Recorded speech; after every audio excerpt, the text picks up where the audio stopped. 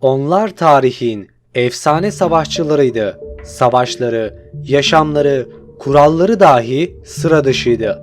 Aslında onlar hakkındaki bilgilere baktığımızda iyi bilgiler yoktur. Bunun sebebi bizlere onları anlatanların düşmanları olmasıydı. Size bahsettiğim bu ırk kesinlikle Vikinglerden başkası olamaz, değil mi?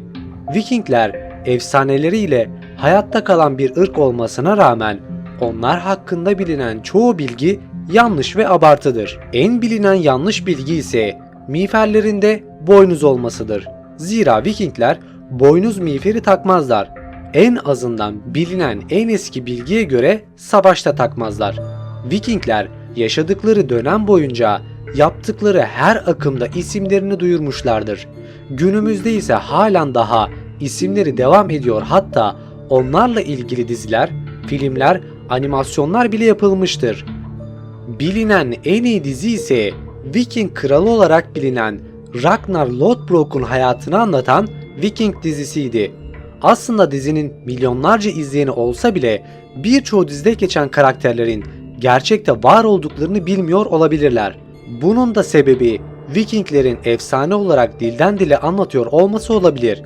Vikingler hakkında araştırma yaparken o kadar çok ilginç bilgilere şahit oldum ki bir an önce bu videoyu hazırlayıp sizlere sunmak istedim. Bunlardan bir tanesi de Vikingler ve Türklerin akraba olduklarına dair teoriler. Yani bu teoriye göre Vikingler Türklerden gelmektedir. Ben Bilgin Yaman. Şimdi birlikte Viking ırkına adım atmadan önce halen daha kanalıma abone değilseniz abone olmayı ve yeni videolardan haberdar olmak için bildirimleri açmayı unutmayın. Bu arada birkaç gün önce yayınlamış olduğum Köleler adlı videom telif sebebiyle kaldırıldığı için bana konu önerisi sunan arkadaşların yorumlarına ulaşamadım. Tekrardan konu önerilerini yazarsanız gelecek videolarda da onlara yer vermeye çalışacağım. Geçmişin Sırları kanalıma hoş geldin.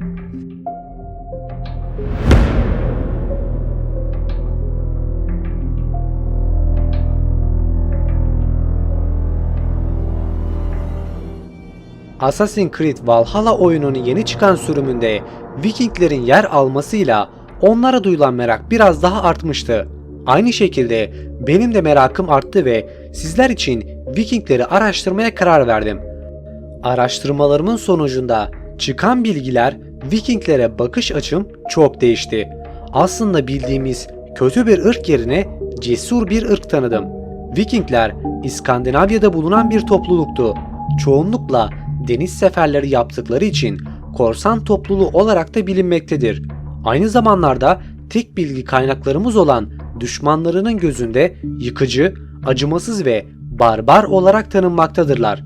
İskandinavyalıların inancına göre Odin, İskandinavyalıların yaratıcı babasıydı. Aynı inanç Vikinglerde de vardır. Fakat şöyle bir ayrıntı vardır ki bu ayrıntı Vikinglerin ve İskandinavyalıların Türklerle akraba olduklarını düşündürüyor. Bu mümkün mü? Yani o koca gövdeli sarı ırk Türklerden mi geliyor? Öncelikle bu konuyu gündeme getiren Profesör Sven Lagerbrink isimli yazarın bir kitabında "Bizim atalarımız Odin'in yoldaşları Türklerdir" diye bahsetmesi ve bu sözünün tarihi gerçekliklerle ortaya çıkardığını da dile getirmektedir. Baktığımızda Vikinglerin kullandığı alfabe eski Türklerin alfabesiyle ortaklıklar bulunmaktadır. Resimde gördüğünüz alfabedeki benzerliklere bakacak olursak kalın harfler eski Türklerin Orhun alfabesi, ince harfler ise Viking alfabesidir. Viking ırkının Türklerden gelmesinin diğer kanıtı ise Danimarka'da bulunmuş olan bir güğümdür. Gümüşten yapılmış olan bu güğümün üzerinde kollarını iki yana açmış, baş hizasında tutan bir insan gözükmektedir. Resimde gördüğünüz güğümün üzerindeki insan figürüdür. Sağ tarafta görünen kabartma ise aynı şekilde bir insanın kollarını iki yana açmış, bir elinde yılan, diğer elinde ise halka figürü vardır. Bu insan yönetici kişi olarak bilinmektedir. Elinde tuttuğu halka 10 damgasını simgeler. Bu damganın anlamı ise ben tanrısal güçlere sahibim ve evren ile bütünleşmiş ön Türk yöneticiyimdir. Bu güğümde teorilerden biri olarak tarihe geçmiştir ve Profesör Lagerberg kitabında da bahsi geçmiştir. Bu arada Vikinglerin Türklerden geldiğine dair net bir kanıt olmasa da hepimizin bildiği gibi Viking dizisindeki Loki'nin bir camiye girip ezan sesinden etkilenmesi ve oradakilerin ölmemesi için diğerlerini durdurmasıyla gururumuzu okşatmıştı. Belki de bu sahne bir nevi Türkler ile Vikingler arasındaki bağı göstermek içindi. Viking komutanı olan Halfdan, Varangianlara yani üst mertebe Bizans ordusuna katılabilmek için 1200 gün süren yolculuğunun sonunda Konstantinopolis'e gelmişti. Günümüzde İstanbul olarak bilinen bu şehre hayran kalmıştı.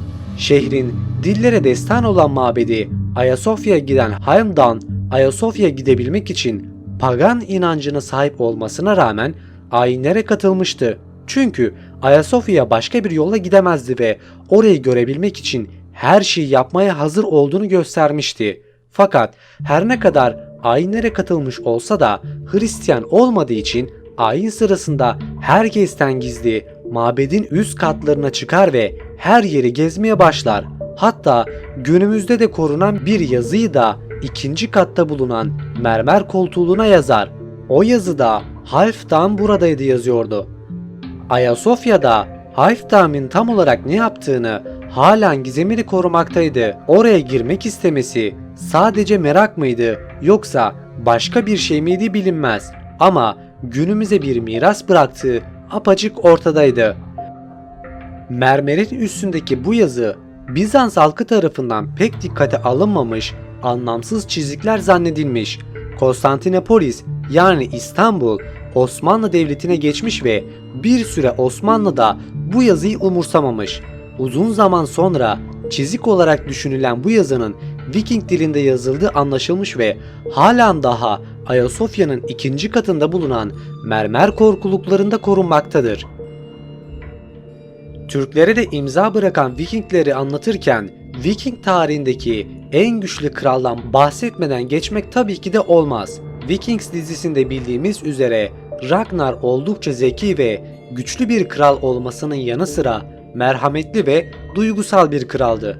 9. yüzyılda yaşamış olan ve eski Norse dilinde birçok sagaya da konu olan bu kral o dönemde hem Danimarka hem de İsveç kralı olarak hayat sürmüştü. Ragnar bazı kayıtlara göre Danimarka kralı Sigurdring'in oğludur. Bu sebepten dolayı ona Ragnar Sigurdsson denilmekteydi. Ragnar döneminde Vikinglerin birçok zaferi olduğu gibi birçok düşmanları da olmuştu. Fakat o her zaman olduğu gibi yapmak istediği ne varsa yapar ve bunun sonucunda da elde ettiği zaferi kutlamak için adamlarıyla içkiler içerdi. Ragnar'ın inancına göre Ragnar İskandinav tanrılarından olan Odin'den gelmişti. Bu kadar güçlü ve zeki olmasının sebebi ise Odin'in ona verdiği bir hediye olmasıymış. Onun görevi Avrupa'ya Viking ırkını tanıtmak ve bir devlet kurmaktı. Özellikle Fransa ve İngiltere'ye düzenlediği seferlerle ve kazançlarıyla zenginliğin kapılarını açarken düşmanlarının korkuları da olmayı başarmıştı. Her ne kadar bütün dinlere saygı duyuyor olsa da kiliselere yaptığı seferleri ayin günü olan pazar günü olarak ayarlar ve onları en savunmasız anlarında yakalardı. Diğer krallardan farkı ise yaptığı seferler sonucunda aldığı yerlere bir saçım hakkı sunmasıdır. Onların ganimetlerini ona vermeleri sonucunda canlarını bağışlayacağını söyler ve sözünde de dururdu. Aslında seçim hakkı sunmasa bile kazanan o olduğu için istediği her şeye sahip olabilirdi. Ragnar'dan önce Vikingler ve Ragnar'dan sonra Vikingler olarak ikiye ayrılan halk, Kral Ragnar'dan önce balıkçılık, çiftçilik veya ufak tefek yağmalarla ile geçinirdi. Sonrasında Kral Ragnar geldi ve kazandığı seferlerle halkını zenginleştirdi. Artık Vikingler küçük yağmalamalar yapmıyordu, artık onlar zengin bir halktı.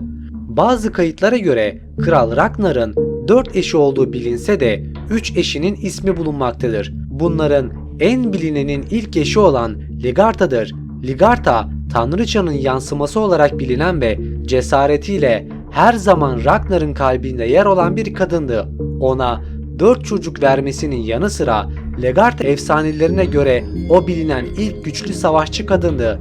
Legarta'dan önce çok az kadın savaşırdı ve savaşan kadınlar ise bakire ve ailesi olmayan kadınlardı.